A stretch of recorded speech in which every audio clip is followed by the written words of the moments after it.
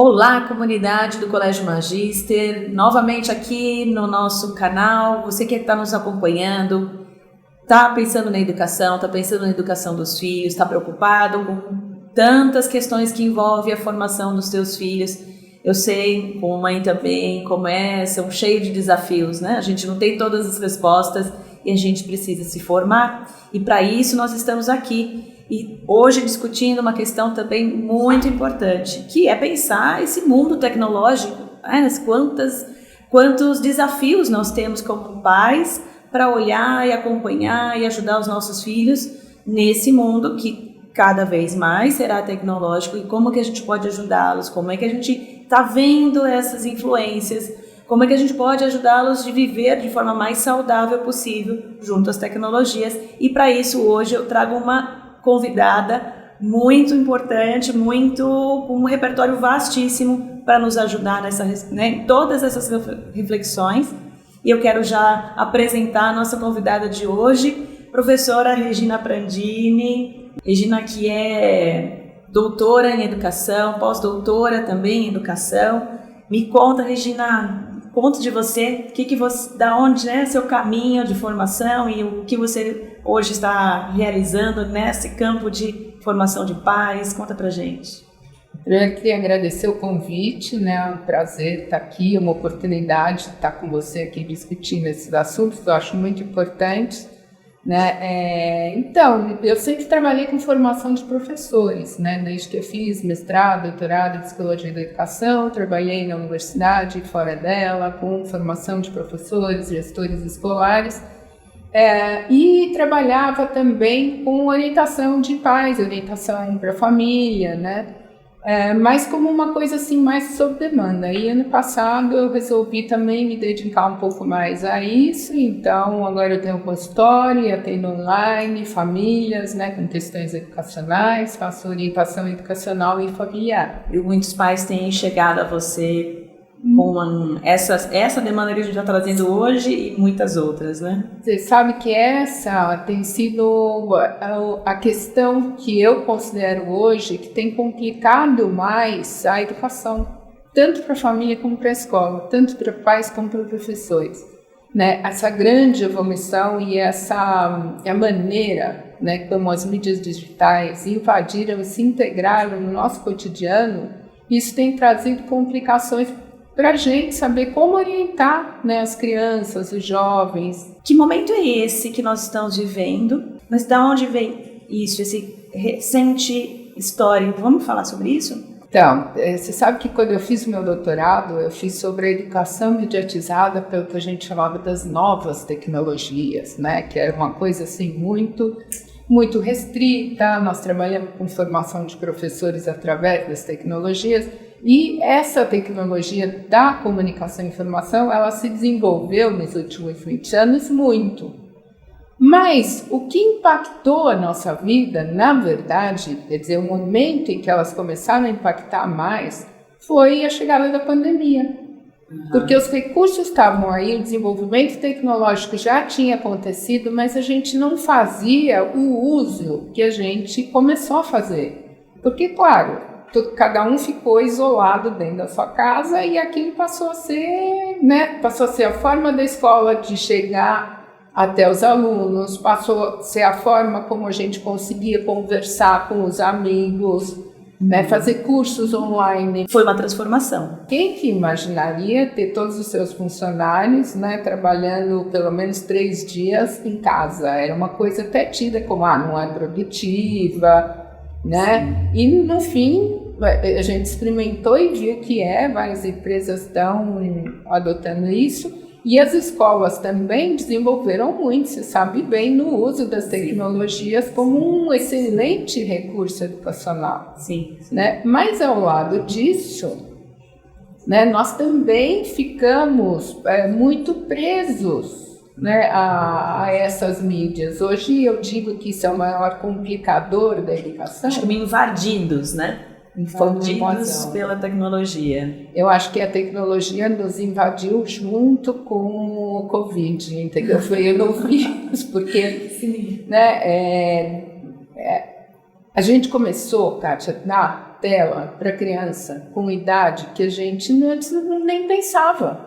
Né? Então, quando que você dava para criança um celular, uma criança de 5 anos? Acho que a própria dificuldade de trabalhar no home office, né, entreter a criança, poder trazer alguma atividade para a criança, favoreceu isso, né? Acho que a gente entrou nesse lugar de normalizar essa proximidade da criança às tecnologias. Né? Claro, porque você imagina uma mãe em casa tendo que trabalhar, porque antes ela arrumava as crianças, levava para a escola e ia para o trabalho.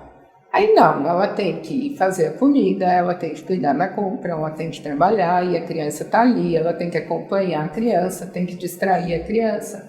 Quer dizer, a tecnologia foi né, as mídias digitais foram um recurso que a gente lançou mão para conseguir viver aquele período que foi, né, acho que eu tenho falado isso, acho que a gente esquece um pouco, né?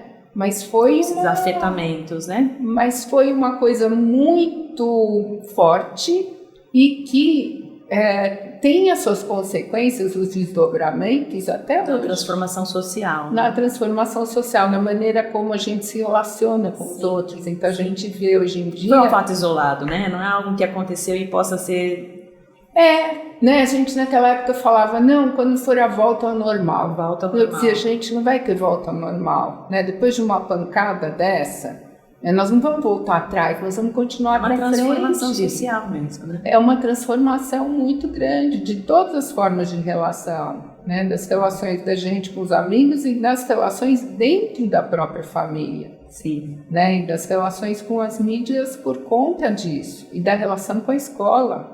Sim, né? Sim. E a gente vê, olhando do lugar da escola, como nós também percebemos nas crianças e nos jovens também os seus afetamentos. Você sabe que falando com os professores, né, durante as formações, os professores, os coordenadores, os diretores, para eles está muito claro, né, que as crianças que não foram para a escola naquela época, né, então as crianças pequenas que tinham, né, em 2020 ali tinham 2, 3 anos e queriam para a escola e não foram, ficaram 2 anos em casa e chegaram depois, né, como é que isso afetou o desenvolvimento delas? Elas não sabem brincar com... Elas são muito mais egocentradas, porque, claro, elas viveram num ambiente, sem né, o convívio fora da família, porque o convívio da família é sempre igual, né? Quando sai são outras crianças com outros hábitos, né? Então, isso gera questões de desenvolvimento também, porque é uma fase de desenvolvimento muito importante. E para os pais também, que não aprenderam a lidar com os conflitos das crianças na escola desde pequeno. Então, os pais têm mais dificuldade. Né? As crianças em alfabetização, né, que foram alfabetizadas dentro de casa, com uma supervisão e ajuda dos pais. Né? Essas crianças hoje, né, estão com mais dificuldade para escrever, né, porque tiveram menos intervenção do adulto, menos intervenção, exato, do professor com intenção, exato, intencional e planejada, né, que tem uma visão, porque claro que o pai em casa ajuda, mas é outra coisa, né? E os adolescentes que perderam o adolescente, ele tem a necessidade de se afastar da família e se aproximar de grupos e se identificar com os amigos e começa a sair de casa. E é uma necessidade biológica, né? Uma necessidade para o desenvolvimento. Do desenvolvimento. E aí, de repente, eles não podiam fazer isso, né? Eles começaram a se relacionar pelas telas. E aí hoje a gente tem aquilo que a gente está chamando de geração de quarto, né? Que são os adolescentes que têm muito mais relação com os outros pelas redes sociais, né? Pelo WhatsApp, do que pelos encontros. Então, existem até pesquisas, Kátia, que mostram que eles estão saindo muito menos de casa e calcula 70% menos. Né, eles têm mais relação pelas mídias digitais do que pessoais. Nossa, quantas implicações nós vamos ver isso na constituição desse adulto que vai estar perdendo nesse processo social. A gente tem que estar muito atento a isso. Mas eu queria, antes da gente falar e mergulhar um pouco mais nas mídias sociais, nós vamos falar um pouco disso, né? E até dar dicas e orientações, eu queria voltar para o estudante, né? Para pensar isso como também os afetamentos na autorregulação, no foco. O que você pode trazer para nós sobre a vida na tecnologia, mas também diante da qualidade do aprender, né, para o estudante? Então, quando a gente fala de uso, né, das tecnologias, das mídias digitais e tal, eu acho que a gente tem que fazer aqui uma diferenciação muito importante. Você tem um uso, que é o uso educativo, educacional, que é o uso que você faz na escola, né, que você tem a plataforma, que você tem as atividades, as pesquisas, entendeu? Tudo que... E você tem o uso recreativo. Então, eu acho que eles têm que ser avaliados de ponto de vista muito diferente. Né? Quando a gente diz, por exemplo, eu tenho falado muito isso, né, que o excesso de contato com a tela é muito ruim para o desenvolvimento. Eu estou me referindo ao uso recreativo. Perfeito. Né, que é o uso das redes sociais, é o uso de jogos online, né, do próprio WhatsApp. E quando eu falo em redes sociais, é importante a gente falar aqui que nós, né, da minha idade, da sua idade, os mais jovens, nós conhecemos até o TikTok. Né? Então, nós chegamos no Instagram, TikTok, mas existem muitas outras que as crianças, adolescentes usam e que tem características muito específicas que a gente pode falar depois. Né? Mas o uso, vamos dizer, educativo, educacional, ele é muito importante, porque a nossa vida hoje em dia está baseada. E é uma linguagem importante a ser alfabetizada também, né? Por isso que também a defesa aqui na nossa escola é trazer a tecnologia para uso educacional. Exato. E eu gosto muito quando você chama atenção para o uso recreativo, como ele pode realmente... A gente tem que pensar mais como orientá-los nesse outro momento. Exato. Porque a questão não é orientá-los para o uso educativo, né? Porque isso, de certa forma, isso está garantido, porque a escola tem todo um planejamento, a escola faz isso. Então, ensinar a fazer uma pesquisa, ensinar a buscar as bases, faixa etária, né? Ensinar a selecionar o que é relevante, que isso é, né? Porque a pesquisa, você pesquisa lá na internet, vem tudo, o que é relevante, o que é confiável. Isso, de certa forma, a escola está aí, né? E a escola faz. Sim. Mas o que foge do nosso controle, tanto como educadores como pais, é o uso recreativo. Sim. Vamos aprofundar isso agora, né?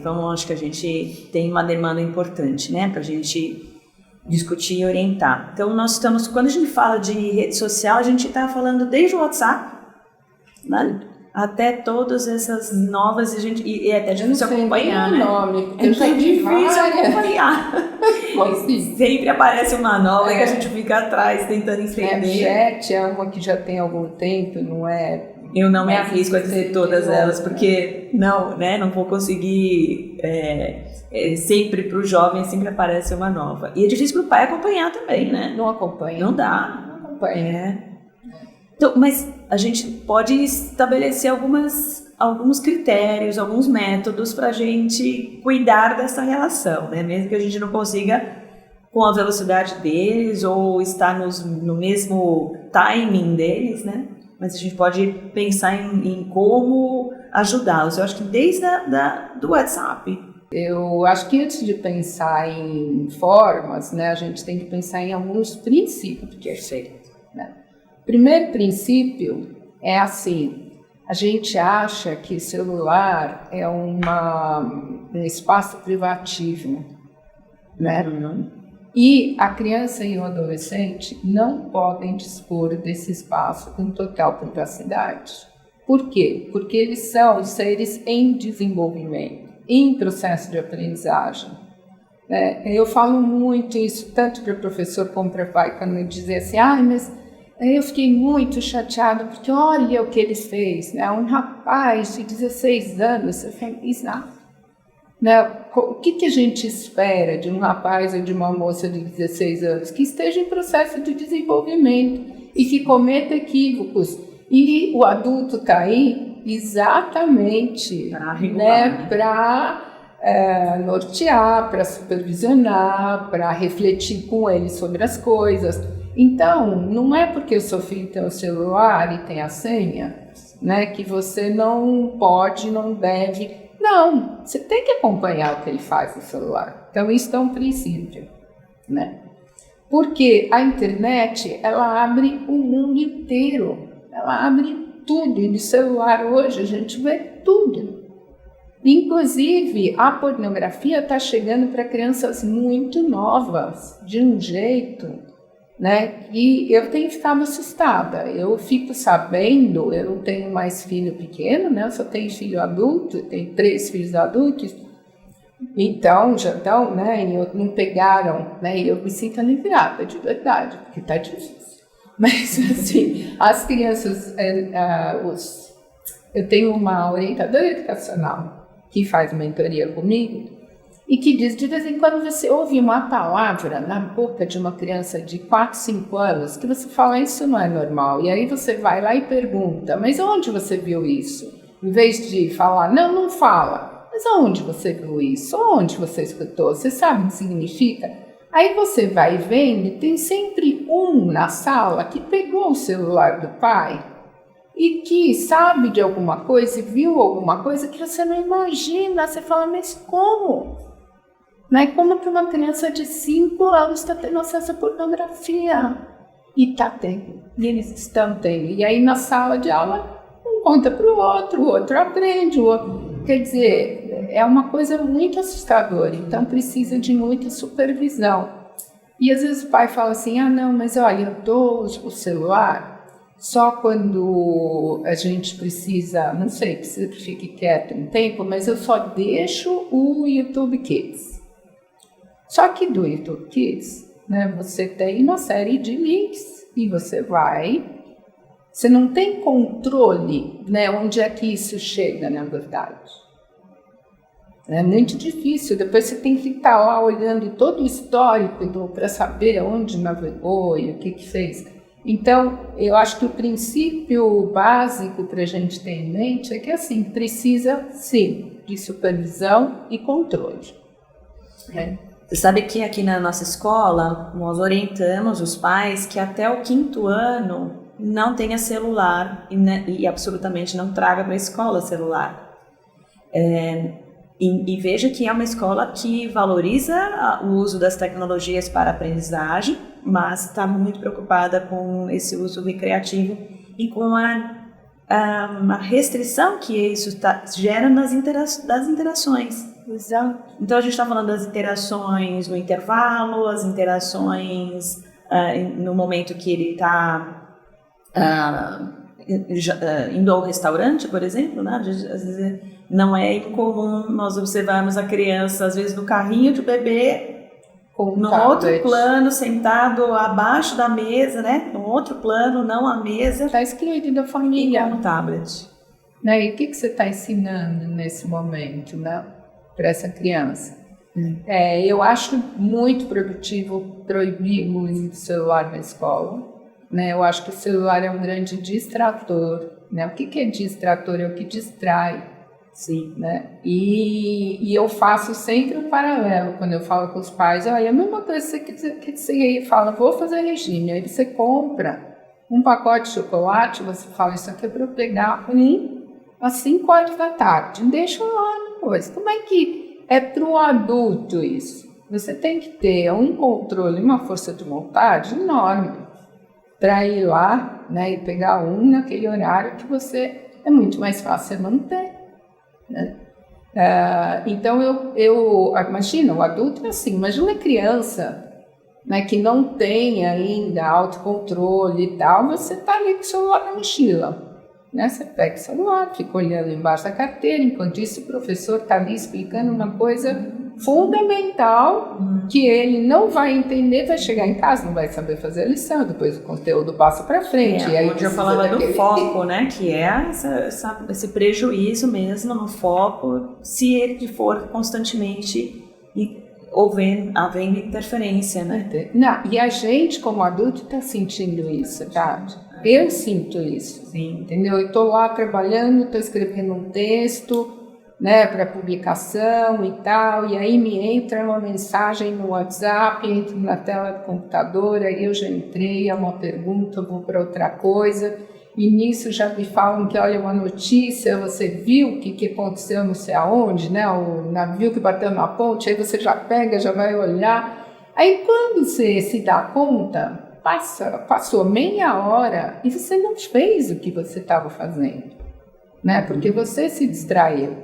Um adulto, né, que tem, ou a gente pensa que tem controle, né, imagina... Mas a gente com maior condição de manter a atenção, ou sustentar a atenção, ou voltar a atenção, mas a criança vai ter sempre mais dificuldade. Vai ter mais dificuldade, e aí leva o celular, e eu acho que até para o adolescente o celular na escola é ruim. Sim, sim. Não, na nossa escola também os celulares não são utilizados em sala de aula para uso educacional, porque ele não tem essa finalidade. E não tem controle, né? Pegou o celular, você não tem controle do que está fazendo. Você deu o tablet com acesso a tais atividades, é uma coisa, né?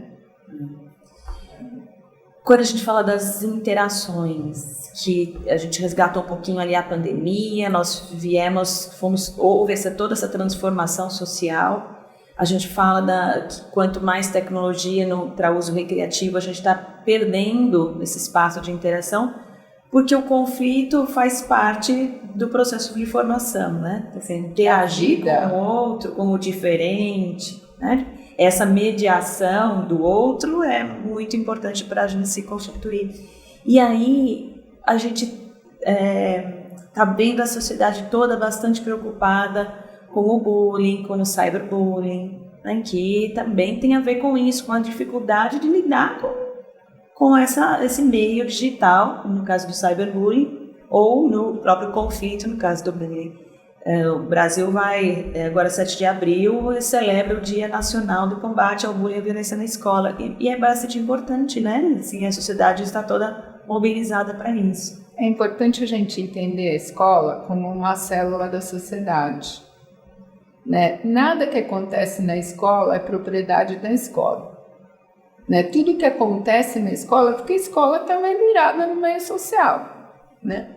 Então, quando você fala, por exemplo, né, do bullying, do cyberbullying, eu tenho pensado muito sobre isso, né, que isso é uma questão social, né, que com isso da gente poder comentar tanto o comportamento alheio, né, você se junta a pessoas que você nem conhece para criticar o comportamento de alguém que você também mal conhece. Né, eu recentemente comentei lá nas minhas redes esse episódio aí, eu não vejo o Big Brother, mas aí a minha equipe de marketing falou, olha, isso aí estão comentando, você não quer ver, me mandaram material, né, que a Fernanda falou, né, quero enganar meus filhos, e aí a Xuxa comentou e virou aquele negócio, desce a lenha. Eu falei, gente, que mãe que não chega um dia e não quer enganar os filhos e fala, ai meu Deus, sabe, eu queria... Eu preciso de 5 minutos. E não é que queira esganar, mas aí um começa a falar do outro, e aí o outro também critica, e aí todo mundo critica aquilo, que era uma coisa que era restrita a um ambiente privado, né, que se passava ali, era um conflito, você lidava ali, né, com as pessoas envolvidas naquele espaço, com as mídias, aquilo vai se reproduzindo e adquirindo uma dimensão muito assustadora. De muitos julgamentos, né? Pois é, e de uma coisa, sabe? Então, com o bullying, eu acho que também tem acontecido isso, né? Virou uma coisa... tudo hoje é cyberbullying, porque você começa a criticar o comportamento de alguém que nem te conhece, mas que viu lá que você...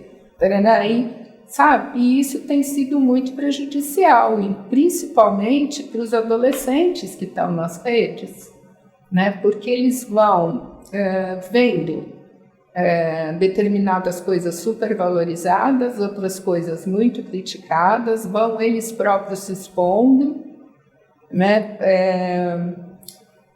Vai se valorizando também modelos de comportamento e modelos de estética e supervalorizando isso. Então, você tem que ter o cabelo não sei que jeito, você tem que se vestir não sei que jeito, porque você tem o nariz mais assim, não. Quando você se filmar, você põe um filtro para arrumar o seu nariz, entendeu? Então, cria não padrões, só, né?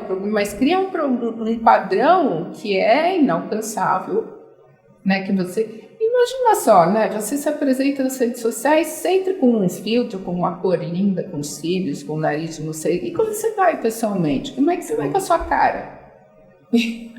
Né? Então, os adolescentes estão vivendo isso. Eles estão vivendo isso, porque eles estão se expondo dessa maneira, né? E estão vendo padrões que são inalcançáveis e valorizando padrões inalcançáveis. E uma frustração que vai também sendo gerada aí, né? Porque esse padrão, ele não é... inalcançável. Você nunca está satisfeito com você. Né? Porque você tem um cabelo cacheado, tem que ter liso. Você tem liso, tem que ter cacheado. Não é? Isso é muito prejudicial para a autoestima. Porque o que é autoestima? Né? É você achar legal o jeito que você é. E como é que você pode achar legal o jeito que você é se você tem lá um padrão, né, que não é o seu, né, que é uma coisa muito cruel, eu acho. O mundo está cruel. E aí, vamos pensar nessas famílias, o que a gente pode deixar de orientação, de apoio para essa mãe que está lá preocupada. Aí, tá bom, você falou tudo isso, né? Tem tantos problemas, tantas dificuldades, mas eu aqui na minha casa, com a minha criança pequena ou com o meu adolescente, o que eu faço? Porque eu estou cansada já. Eu estou cansada, não sei mais o que fazer. Primeira coisa que eu vou te dizer, né? Se você é a mãe que está me falando isso, eu vou te dizer que bom que você está preocupada, né? Porque muita gente nem sabe, não tem esta consciência, né, de que os filhos estão sofrendo por causa disso, que estão se achando inadequados, não percebem que os filhos não saem do quarto e que não se relacionam com outros, acham, nossa, meu filho é tranquilo, sabe, não dá trabalho, acha que está no quarto e está seguro. Está no quarto, mas está com o mundo inteiro, não é só a rua. O ano que nós vivemos, talvez a casa fosse o lugar mais seguro, o quarto mais seguro. Né? E hoje esse quarto está para o mundo inteiro, né? Esse quarto não é seguro, né? Então, a primeira coisa que eu te diria é, nossa, que bom você está preocupado, tem que ficar mesmo, entendeu? Então, é isso. Ficar atento, ficar preocupado, ver os comportamentos e uma variação brusca de comportamento alimentar, de rendimento, de sono. Isso, né? São as 3 coisas principais. Começou a não dormir, acordar nos horários, dormir a mais, dormir a menos, né? Começou a ficar muito irritado, começou a comer muito ou não comer. Então, são alertas, né, que alguma coisa está acontecendo. E aí, outra coisa, eu tenho falado muito assim, olha, muita gente fala, o indicado é tantas horas para tal idade, tantas horas para tal idade. Eu digo, quanto menos interação com mídias digitais para recreação, melhor. A gente sabe... pelas pesquisas, inclusive, que os jogos são muito ruins, fazem muito mal, geram muita ansiedade, perturbam o sono, né? E geram uma baixa de rendimento, porque afeta a memória. Né? Porque como agita muito, dorme mal, nem consegue memorizar o que aprendeu durante o dia. O sono tem esse papel, né? Tem esse papel. Né? Então a gente está vendo que os jogos online eles são assim, o pior do pior. Mesmo os que a gente acha que são... Às vezes a gente acha que eles estão interagindo nos jogos, que isso pode ser uma possibilidade de interação social. E né? A questão é, o que ela traz de bom? Com quem? Com quem? Porque eu me lembro, os meus filhos, que hoje têm 30 anos, né, às vezes iam para jogar, me lembro que tinha um jogo que chamava Age of Mythology, que eles iam em Lan House, né? Mas eles estavam com os amigos, era aquele grupo de 5 amigos que iam em 5 computadores, eles jogavam e brigavam ali, enfim, era uma coisa, né, Hoje em dia não, você não sabe com quem você está jogando, você nem te importa, você não conversa com a pessoa que você está jogando, quer dizer, é um negócio muito louco. Mas, então, muito mais do que regular o tanto de horas saber o que eles estão fazendo, né? Que tipo de atividade é essa, né? Como é que eles estão se colocando nas redes sociais. Então, se você vê que, por exemplo, a sua filha está usando muito filtro para para emagrecer, porque agora o filtro emagrece, põe cintura fina, põe não sei o quê, põe, né? Sabe, ficar um pouco atento, conversar sobre isso. Né, conversar abertamente com eles, olha, e perguntar, né? Outra coisa que eu falo muito assim, gente, é muito mais importante ouvir do que falar, né? Você dizer, mas o que você está fazendo? Por que você está fazendo? Qual a vantagem que você vê nisso? Porque ouvindo é que a gente aprende a falar com eles, usando, né, os argumentos deles. Porque se a gente já for com os nossos julgamentos, né, os meus, que são do século passado... Eu ia falar nisso, a gente tem uma questão geracional também, que a gente não consegue responder o contexto deles, né? Dá sentido para eles naquilo que eles estão vivendo. Exato, você tem que aprender com eles. Né? Que lugar é esse que eles estão no mundo, como é que eles estão vendo isso, para a partir daí falar com eles e com muita paciência, né? Que isso é uma coisa que a gente não tem muito. Quando você já começa a ouvir aquelas coisas que você não gosta, já fala, não. Né? É a questão do julgamento também, né? A gente também não entrar com julgamentos para estabelecer esse canal mais próximo de diálogo. Exato. Julgamento a gente sempre faz, né? É uma capacidade humana. Você olha e fala, gosto, não gosto, tá bom, não tá. A questão é que para conversar com alguém, você precisa saber que aqueles julgamentos são seus. E aí você precisa entender o ponto de vista do outro. Mas eu digo assim, aquele julgamento que a gente faz assim, no meu tempo era muito melhor, o que vocês não têm isso, vocês não viveram o poder brincar, é um outro momento, e não voltará mais. Né? Nós temos mas a gente pode proporcionar, a gente pode, o que ele pode fazer? Ao dizer isso, você está fechando a porta do diálogo.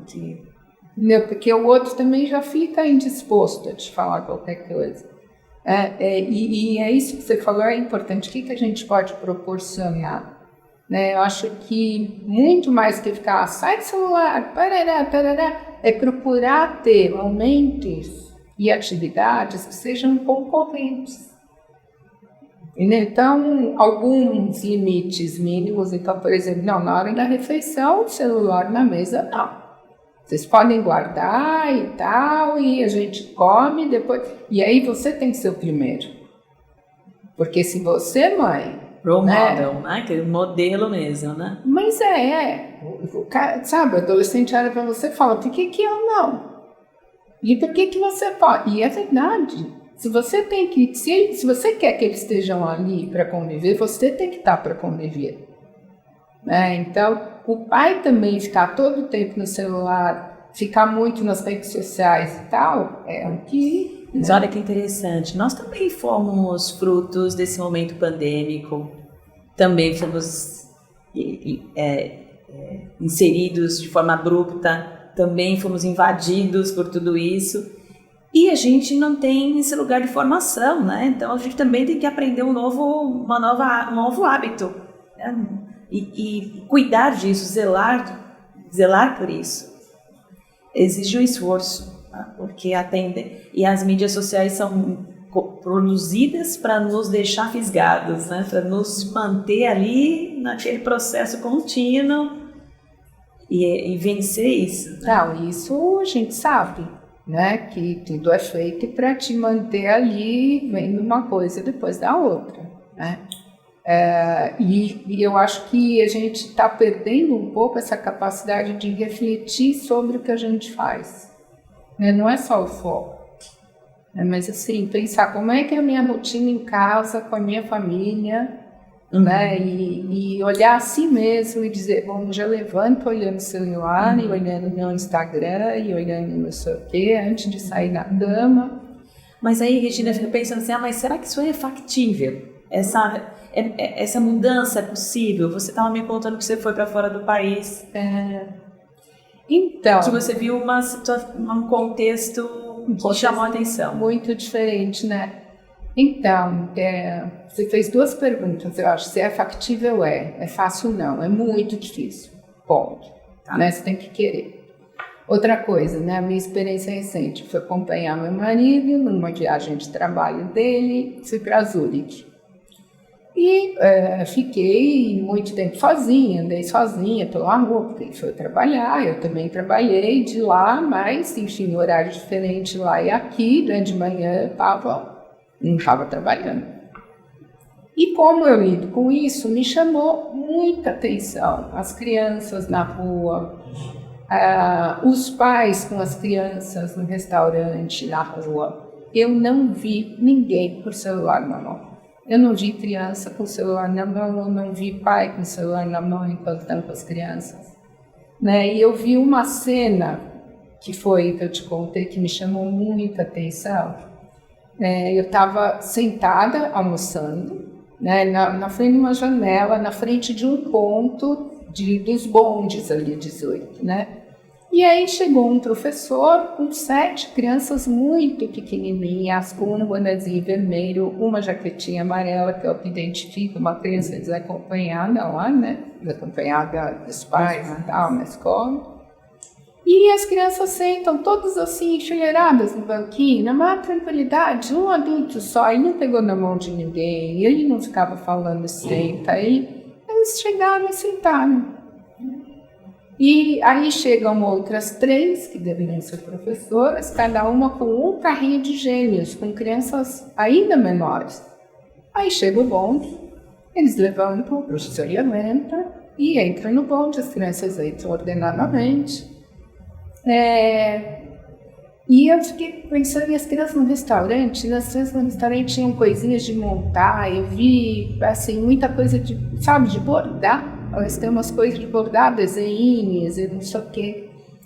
Outra coisa que me chamou muita atenção, né, foi assim, você vê a família na mesa, a criança chama a atenção do pai, o pai para de falar com outro adulto e responde a criança imediatamente. E volta, e a criança não fica todo o tempo solicitando atenção, sabe? Ela está ali, ela participa, ela conversa, né? Ela participa da conversa e ela não está como a gente vê aqui, né? Ô mãe, sabe? Porque, é claro, quando você tem atenção de qualidade, tempo de qualidade, a necessidade por atenção ela diminui, né? Então, se você solicita e tem, né? Não tem a falta, tem o emprego. Então, isso me chamou muita atenção. Mas eu devo dizer que é uma questão cultural lá, quer dizer, a parte alemã da Suíça, sim, eles têm outra cultura, eles têm outra mentalidade, então não é só a família, é todo o entorno, né? Isso favorece muito. Nós aqui, nós estamos no entorno latino, né? Meu marido é espanhol, eu vivo na Espanha também, na Espanha é muito parecido com aqui, eles são latinos, então as coisas são muito parecidas, né? Então é muito mais difícil você na sua casa colocar coisas diferentes. Então a gente precisa também ter esta visão e sabe, fazer a média. Né? Então, é difícil, mas a gente pode olhar para isso como um modelo, né? Dizer, é possível. É possível. Tudo bem que eu posso não chegar lá, mas eu posso sair desse tipo de arte. Eu estou naquela direção. Né? E pouco a pouco, não achar que hoje eu vou mudar, entendeu? Hoje eu ponho as regras X e que eu também mudo e que amanhã vai estar tudo bem. Não é assim. Esse negociar, né, esse limite negociado, essa compreensão por parte da criança e do adolescente desse limite negociado tem a ver com a hierarquia que está bem respeitada, né? Que também é um princípio, né? Porque não adianta ficar gritando todos os dias em casa para que a criança ou adolescente respeite, se não tem a base desse princípio, né? Desse entendimento do limite e da hierarquia bem clara. Se você grita o tempo todo é porque o limite, a hierarquia não está claro. Né? A gente sabe. Aqui, não sei, a minha geração era uma geração que o pai falava não e ok, não. Né? Também não digo que a gente vai voltar para lá e vamos voltar aos castigos, não é isso. Não, Mas os pais não podem ter medo, né, de exercer autoridade. Né? Eu acho que o não é muito importante, a frustração é muito importante. Né? A criança precisa viver isto desde pequena para saber manejar, para saber lidar com as suas emoções. Quando ela fica frustrada, quer dizer, suportar. Né? Porque eu acho que viver é aprender a suportar o sofrimento também. Perfeito. Né? Porque essa coisa de ser feliz, eu crio meus filhos para ser feliz, gente, isso é primeiro que é impossível, depois que felicidade é essa, né? Porque ser feliz é um estado de satisfação com a sua própria vida, de você achar que a sua vida tem significado. Né? O resto é alegria. E alegria é um momento de festa e tal, mas a vida não é só isso. Né? A vida tem coisas feita de superação, de luta, de joelho ralado. E como é que você vai ensinar? Que saiu, ralou, levantou e vai brincar outra vez? Né? Sem sobrepor esse momento da criança encontrar a solução também, né? Fica sempre, a gente tira da criança ou do adolescente a condição de solucionar o problema da sua vida, se a interferência for... recentemente nós participamos de um encontro na Fundação Getúlio Vargas, eles chamavam coordenadores, gestores de escolas regulares, porque está na universidade já essa participação do pai discutindo a prova com o professor, querendo reunião de pais. Então, assim, a universidade hoje está estranhando isso, né? Está lá na universidade. Então, chegou as universidades particulares estão fazendo a primeira reunião de resolução dos pais. Entrou no vestibular, na reunião. É uma coisa muito estranha. Você está tirando a autonomia, você está perdendo de vista que você está criando uma pessoa para ser um adulto. Né? Na universidade ele já é quase um adulto, quer dizer, falta muito pouco, né? Então precisa começar a exercitar, você tem que supervisionar, mas tem que acompanhar o ritmo dele. E daí eu recentemente conversava com um casal de pais, que momento que se dá a construção da autonomia. Claro que não. O pai falava assim, quando for no ensino médio, já vai, aí no ensino médio já vai ter mais condição de... Não, é desde meio pequeno. Muito pequeno, muito. Eu me lembro assim, né, falando um pouco da minha maternagem, né? Eu tenho 3 filhos, tive os 3 filhos em 3 anos. Né? E eu sempre digo que primeiro a gente ferve a chupeta, o segundo a gente lava a chupeta e o terceiro você faz assim com a chupeta. Né? E eu me lembro que o meu terceiro... a escola pegava no período complementar, né? Então ia um meio período e aí eu precisava alguns dias no período complementar para trabalhar. Não pegava criança com menos de 10 anos. E eu dizia, mas olha, eu já tenho as outras duas aqui, eu preciso deixar também e tal. Aí me falaram o seguinte, olha, vamos fazer um teste, você deixa aqui um dia, vamos ver como é que é, porque nós não temos nenhuma criança de 1 ano, eu não sei como é que é. Aí eu deixei lá, falei, espera, né? Olha, espera que fique, porque senão como é que eu vou fazer? Bom, no final do dia, esse biscar falou, não, você pode deixar, eu come sozinha, né? Tirei fome. Aí, tiro pra ela na mesa, né, Valentina? Não, claro que comia sozinho, com uma colher assim, com a mão e sabe? Do jeito que come uma criança de 1 ano, mas comia sozinho. Quer dizer, então, desde as coisas mais, né, assim, das coisas menores, das coisas mais simples, que à medida que a criança vai se desenvolvendo, você vai deixando e vai valorizando o que ela possa fazer sozinha. E ela vai se sentindo segura. Porque se na faculdade aí você resolver que agora está na hora de dar um carro, dar a chave do carro, e agora você pode, o que vai acontecer? Uma pessoa que nunca tomou suas decisões, que não se responsabilizou pelos seus erros.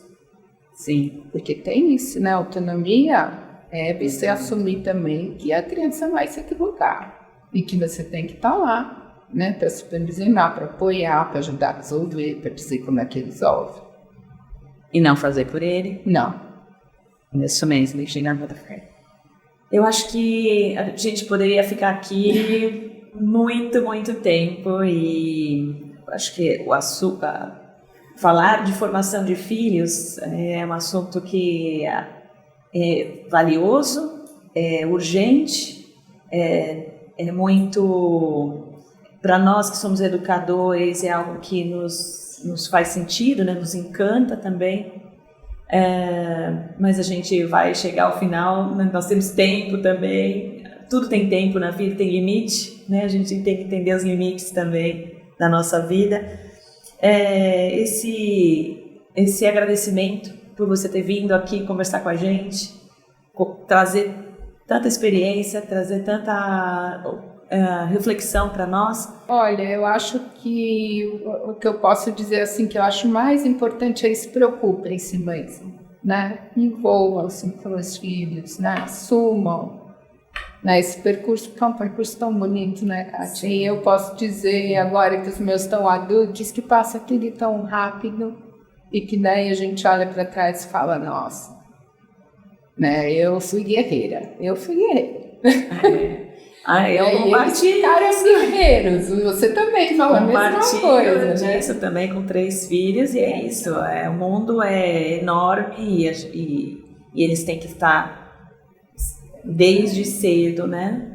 Olhando para esse mundo com os seus desafios, com os seus limites, com os seus dramas, dilemas, mas também... E a gente ali sofrendo com eles o resto da vida, né, Kátia? Mas é belíssimo, né? É belíssimo. Aprender com eles também, né?